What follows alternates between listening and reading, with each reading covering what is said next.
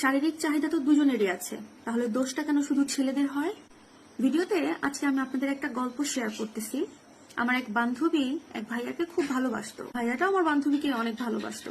ধীরে ধীরে তাদের প্রেমের সম্পর্কটা অনেক গভীর হচ্ছিল। তো ভাইয়াটা যেখানে যেতে বলতো আমার বান্ধবী সেখানে চলে যেত। পার্কে, রাস্তায়, ঘাটে, রেস্টুরেন্টে, রুমে, যেখানে যেতে বলতো সেখানে চলে যেত। আমি আমার বান্ধবীকে অনেকবার নিষেধ করেছি, তোরা তো এখনো বিয়ে করিসনি, এত ঘোরাফেরা করিস না। তখনও বলে, না আমি কি খারাপ নাকি, আমার বয়ফ্রেন্ডের সাথে একটু ঘুরলে কি হয়, আমরা তো আর খারাপ কিছু করতেছি না, খারাপ না, আমরা বিয়ে তো করবোই, আমরা একটু ঘোরাফেরা করলে কি হয়। তো বললাম আচ্ছা ঠিক আছে, যে আমার নিষেধ করা করলাম, না শুনলে সেটা তোর ব্যাপার। তো এরকম কিছুদিন চলতে চলতে আমার বান্ধবীর মা বিষয়টা জেনে যায়। তারপরে এসে আমার জিজ্ঞেস করে যে ওই কি প্রেম করে নাকি। আমি বলছি আমি তো জানি না কিছু। তখন বান্ধবীর মা আমাকে বলে যে তুমি একটু ওরে বুঝাও, ও যেন এরকম প্রেম টেম না করে। আমি বিষয়টা বুঝতে পারছি যে ও প্রেম করতেছে এরকম। তখন ওরে বলি যে ঠিক আছে আমি ওকে বুঝাবো। বোঝানোর পরে আমার বান্ধবী আমার কোনো কথা শোনে না, ওর মতো প্রেম করতে থাকে, বলে বিয়ে করবো আমার নিজের পছন্দে, আমি প্রেম করব, সমস্যা নাই।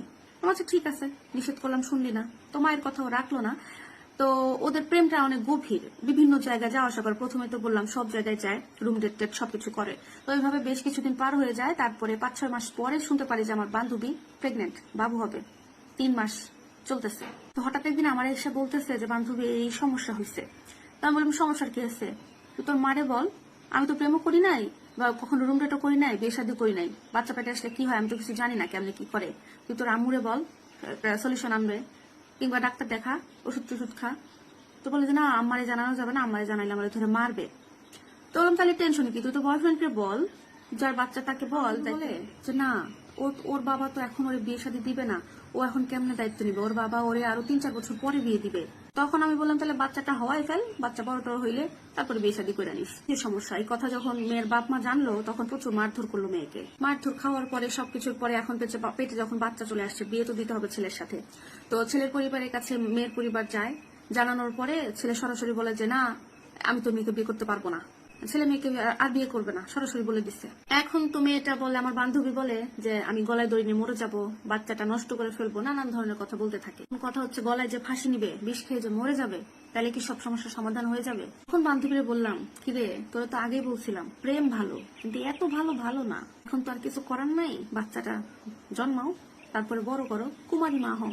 এখন আমার বান্ধবী ওর বয়ফ্রেন্ডকে ফোন টোন দিয়ে যা তা ভাষায় কথা বলতেছে, প্রচুর বকাবকি করতেছে, গালাগালি করতেছে।